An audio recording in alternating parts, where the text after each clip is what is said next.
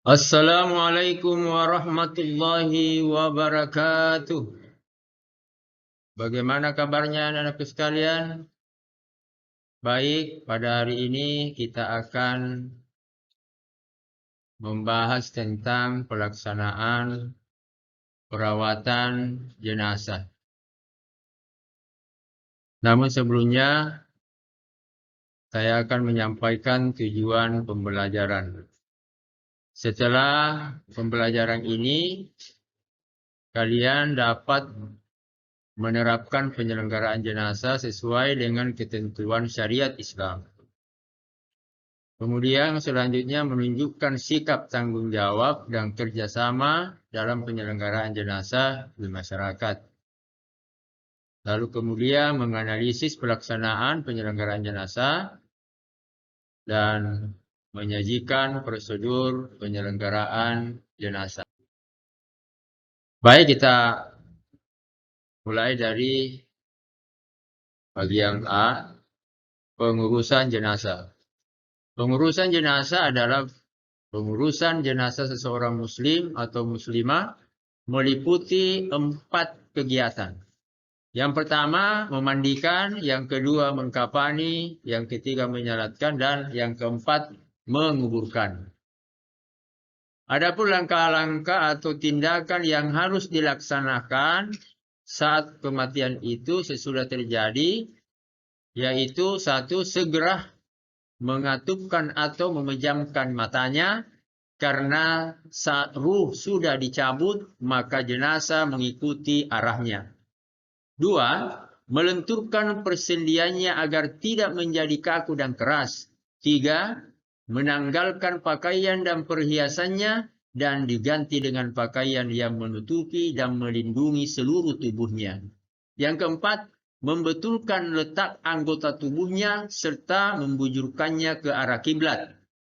Yang kelima, menyegerakan seluruh proses pengurusan jenazah. Yang keenam, membayarkan hutangnya. Bagian B, memandikan jenazah. Syarat jenazah dimandikan adalah 1. Beragama Islam, didapati tubuhnya walaupun hanya sebagian. Hal ini terjadi pada jenazah yang biasanya mengalami kecelakaan. Jika ada lukanya, bersihkan terlebih dahulu jika memungkinkan. 3. Bukan karena mati syahid atau mati dalam peperangan membela agama Islam. Syarat orang yang memandikan jenazah adalah 1. Muslim, berakal dan balik. 2. Berniat memandikan jenazah. 3. Kepribadiannya jujur dan saleh. 4. Terpercaya, amanah, dan mengetahui hukum memandikan mayat, serta dapat menjaga aib jenazah. 5. Jenis kelamin sama. Jenazah laki-laki dimandikan oleh laki-laki, jenazah perempuan dimandikan oleh perempuan, kecuali suami, istri, atau mahramnya. Bagian B, memandikan jenazah. Hal-hal yang perlu dipersiapkan antara lain: tempat mandi, air bersih, sir atau bidara, sabun mandi, sarung tangan, sedikit kapas, air kapur barus. Tata cara memandikan jenazah. Jenazah dibaringkan di balai atau tempat lain yang memiliki standar. Hindari terkena hujan, sinar matahari, dan tertutup. Tidak terlihat kecuali oleh orang yang memandikan dan mahramnya. 2. Diperintahkan menutupi mayat dengan pakaian yang melindungi seluruh tubuhnya agar auratnya tidak terlihat. 3. Pihak yang memandikan memakai sarung tangan. Air yang digunakan untuk memandikan mayat adalah air suci dan disunnahkan mencampurinya dengan daun bidara atau larutan kapur barus. Yang keempat, menyiram air ke seluruh badan secara merata, dari kepala sampai ke kaki, disunnahkan 3 kali atau lebih. Dengan mendahulukan anggota badan sebelah kanan, lalu bagian sebelah kiri. Kelima, bersihkan giginya, lubang hidung, lubang telinga, celah ketiaknya, celah jari tangan dan kaki serta rambutnya. Yang keenam, membersihkan kotoran dan najis yang melekat pada anggota badan jenazah, khususnya di bagian perut dengan cara menekan bagian bawah perut dan bersamaan dengan itu angkatlah sedikit bagian kepala dan badan sehingga kotoran yang ada di dalamnya dapat keluar. 7. Mewujudkan jenazah sebagaimana wudhu akan sholat setelah semua bersih. 8. Terakhir disirami dengan larutan kapur barus dan harum-haruman. Jika dikucek maka akan keluar buih, biasa berfungsi sebagai sampo untuk mengkerimbat dua jari dan kematian, maka mayat sudah mulai proses pembusutan. Bagian C, mengkafani jenazah. Mengkafani jenazah adalah menutup atau membungkus jenazah dengan suatu yang dapat menutupi tubuhnya walaupun hanya sehelai kain dari ujung rambut sampai ujung kaki. Meskipun para fuqaha ahli fikih memilahnya antara batas minimal dan batas sempurna. Poin berikutnya, kain kafan yang dipergunakan hendaknya berwarna putih dan diberi wewangian. Bila mengkafani lebih dari ketentuan batas maka hukumnya makruh sebab dianggap berlebihan.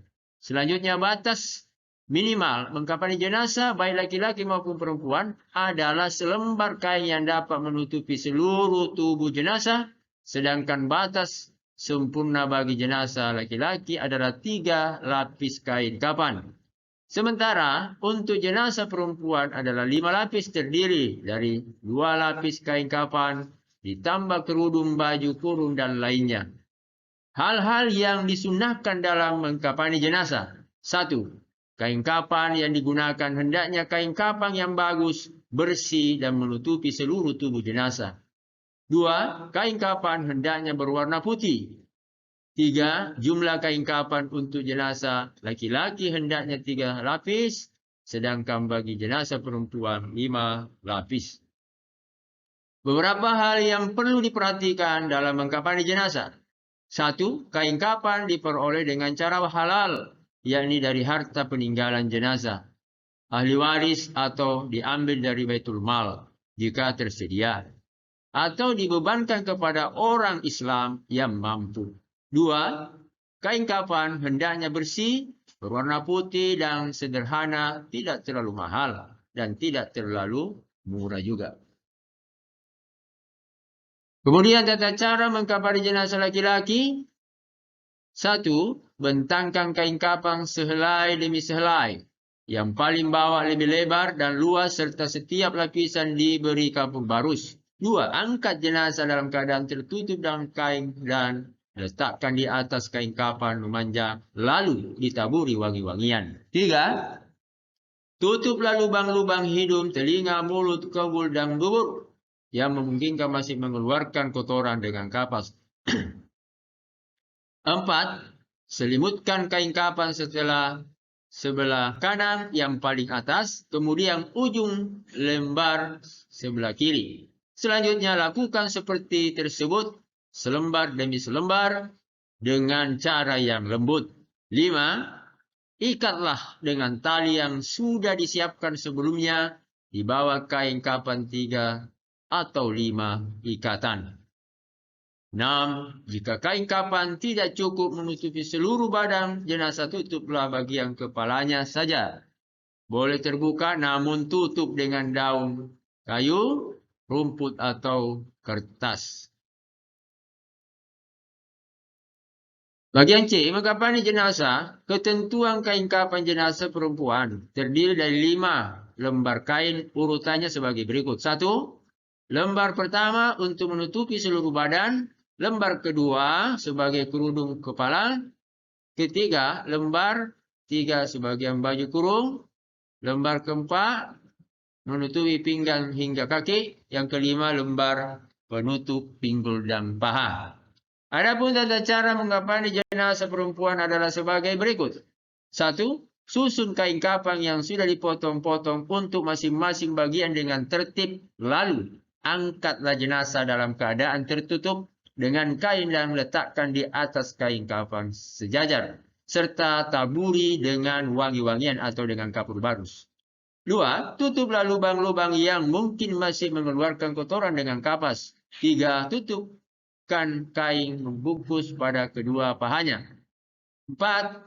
Pakaikan sarung juga baju kurungnya. 5. Rapikan rambutnya lalu julurkan ke belakang. 6. Pakaikan kerudung. 7. Membungkus dengan lembar kain terakhir dengan cara menumbuhkan kedua ujung kain digulung ke dalam. 8. Ikat dengan tali pengikat yang telah disiapkan. Selanjutnya bagian D, mensolatkan jenazah. Pihak yang paling utama mensolati jenazah. 1. Orang yang diwasiatkan oleh si jenazah dengan syarat tidak fasik atau tidak ahli bid'ah. Kemudian yang kedua, ulama atau pemimpin terkemuka di tempat tinggi jenazah. 3. Orang tua si jenazah dan seterusnya ke atas. 4. Anak-anak si jenazah dan seterusnya ke bawah. 5. Keluarga terdekat.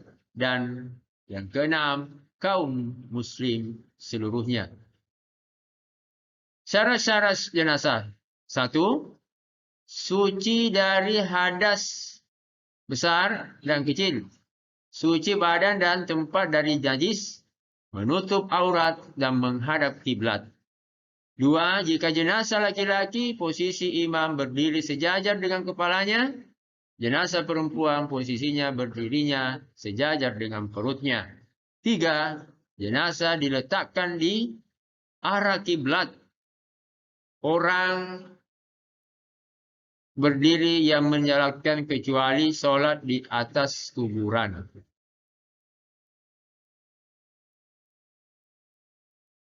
Bagian D, mensolatkan jenazah. Sunnah solat jenazah. 1. Mengangkat tangan setiap kali takbir. 2. Merendahkan suara bacaan atau sir, seperti bacaan pada salat duhur atau asar. 3. Membaca ta'us terlebih dahulu. 4. Disunnahkan banyak jamaahnya, makmun minimal 3 shaf. Jika tempatnya memungkinkan, tetapi jika tidak memungkinkan boleh lebih dari 3 shaf. Bahkan jika jamaahnya sedikit tetap dibuat 3 shaf. Selanjutnya rukun salat jenazah. Pertama, berniat. 2. Berdiri bagi yang mampu kecuali bila ada uzur. 3. Melakukan 4 kali takbir, tidak ada rukuk dan sujud. 4. Setelah takbir pertama, membaca Quran surah Al-Fatihah. Yang kelima, setelah takbir kedua membaca salawat Nabi Sallallahu Alaihi Wasallam. Setelah takbir ketiga, membaca salawat Nabi Sallallahu Alaihi Wasallam. Yang keenam, setelah takbir ketiga, membaca doa untuk jenazah.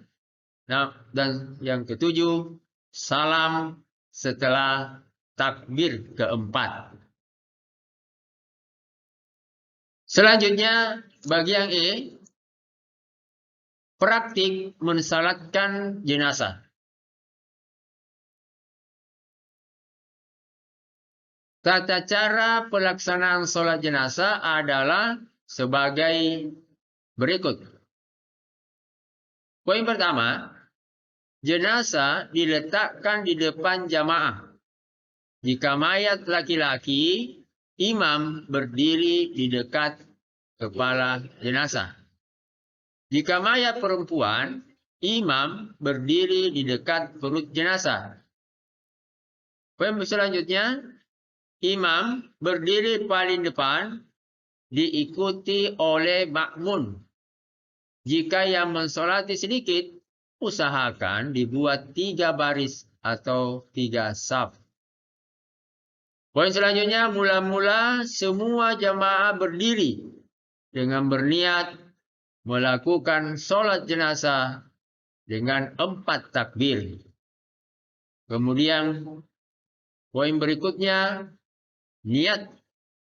Ada yang dibaca dalam hati, ada yang dihafalkan. Apabila dilafalkan, maka bacaannya sebagai berikut. Jadi, niat mensolati jenazah laki-laki dan perempuan itu harus berbeda. Contohnya, kalau laki-laki, usalli ala hadzal mayyiti arba'a takbiratin fardal kifayati ma'muman lillahi ta'ala. Tapi kalau jenazahnya adalah berjenis kelamin perempuan, maka niatnya berbeda. Seperti ini. Usalli ala hadzal mayyitati arba'a takbiratin fardal kifayati ma'muman lillahi ta'ala. Yang artinya, aku berniat sholat atas jenazah ini 4 takbir fardu kifayah sebagai makmum karena Allah Ta'ala. Lalu kemudian, takbir pertama, takbiratul ihram, dan selanjutnya membaca surah Al-Fatihah sampai selesai. Lalu kemudian takbir yang kedua, dan selanjutnya membaca salawat atas Nabi Muhammad sallallahu alaihi wasallam. Adapun salawatnya seperti Allahumma salli ala Muhammad wa ala ali Muhammad. Ya Allah, limpahkanlah salawat pada Nabi Muhammad sallallahu alaihi wasallam dan keluarganya Nabi Muhammad sallallahu alaihi wasallam. Berarti mensolati jenazah, takbir yang ketiga, kemudian membaca doa untuk jenazah. Bacaan doa bagi jenazah adalah sebagai berikut. Ini pun terjadi perbedaan. Kalau laki-laki pakai hu atau dhamma, tapi kalau perempuan pakai ha saja. Contohnya seperti ini. Bagi laki-laki, doanya Allahumma gfir lahu warhamhu wa'afihi wa'afu anhu. Bagi perempuan, doanya Allahumma gfir laha warhamha wa'afihi wa'afu anha. Yang artinya, ya Allah, ampunilah ia, kasihanilah ia, sejahterakanlah ia, maafkanlah kesalahannya. Selanjutnya takbir yang keempat dilanjutkan dengan membaca doa sebagai berikut. Sama tadi, laki-laki dan perempuan berbeda. Kalau laki-laki, Allahumma tahrimna ajrahu wa la tabtinna ba'dahu waghfir lana walahu. Tapi kalau perempuan, Allahumma la tahrimna ajraha wa la tabtinna ba'daha waghfir lana walaha. Yang artinya, ya Allah, janganlah engkau menjadikan kami penghalang dari mendapatkan pahalanya, dan janganlah engkau beri kami fitnah sepeninggalannya, dan ampunilah kami dan dia. Hadis riwayat Baihaqi. Kemudian poin selanjutnya membaca salam sambil menoleh ke kanan dan ke kiri. Kemudian selanjutnya bagian F, yaitu menguburkan jenazah. Sunnah menguburkan. 1. Menyegerakan mengusung atau membawa jenazah ke pemakaman tanpa harus tergesa-gesa. 2. Pengiringi tidak dibenarkan duduk sebelum jenazah diletakkan. 3. Disunahkan menggali kubur secara mendalam agar jasad jenazah terjaga dari jangkauan binatang buas atau agar baunya tidak merebak keluar. 4 maksud saya, lubang kubur yang dilengkapi liang lahat jenazah muslim, bukan syak atau jenazah non muslim. Syak adalah liang yang dibuat khusus di dasar kubur pada bagian tengahnya. Jadi ternyata syak itu modelnya pas di tengah kuburan. Berikut ini bentuk dari keduanya. Ya, ada syak, kemudian ada liang lahat. Jadi dua bentuk atau dua jenis ini dua-duanya bisa dipergunakan. Tapi tetap saja walaupun di tengah tempat itu dibuat lubang yang berbeda, namun tetap saja si mayat harus dihadapkan di sebelah barat. Kemudian yang kelima, disunahkan memasukkan jenazah ke liang lahat dari arah kaki kuburan, lalu diturunkan ke kuburan secara perlahan-lahan. Menguburkan jenazah, tata cara menguburkan. 1. Waktunya menguburkan jenazah boleh kapan saja, namun ada 3 waktu yang sebaiknya dihindari, yaitu matahari baru saja terbit, tunggu sampai meninggi. Kemudian matahari saat berada di tengah-tengah, saat panas terik yang menyengat, saat waktu zuhur tiba, sampai condong ke barat. Selanjutnya saat matahari hampir terbenam, hingga ia terbenam sempurna. Kemudian urutan dan tahapannya. Jenazah diangkat untuk diletakkan di dalam kubur, lakukan secara perlahan. Jenazah dimasukkan ke dalam kubur, dimulai dari kepala terlebih dahulu dan dilakukan lewat arah kaki. Jika tidak memungkinkan, boleh menurunkannya dari arah kiblat. Di dalam liang lahat, jenazah diletakkan dalam posisi miring di atas lambung kanan bagian bawah dan menghadap kiblat. Pipi dan kaki jenazah supaya ditempelkan ke tanah dengan membuka kain kafannya. Begitu pula tali-tali pengikat dilepas. Selanjutnya, waktu menurunkan jenazah ke liang lahat, hendaknya membaca doa sebagai berikut. Bismillahirrahmanirrahim ala Rasulillah. Dengan menyebut nama Allah dan berdasarkan millah atau ajaran tuntunan Rasulullah sallallahu alaihi wasallam. Menguburkan jenazah, poin pertama, setelah jenazah diletakkan di dalam rongga liang lahat dan tali temali selain kepala dan kaki dilepas, maka rongga liang lahat tersebut ditutup dengan papan kayu atau bambu dari atasnya agak menyamping. Setelah itu, keluarga terdekat memulai menimbun kubur dengan memasukkan 3 genggam tanah yang dilanjutkan menimbun sampai selesai. Hendaklah meninggikan makam kira-kira sejengkal sebagai tanda agar tidak dilanggar kehormatannya. Selanjutnya, kemudian ditaburi dengan bunga sebagai tanda sebuah makam dan diperciki air yang harum dan wangi.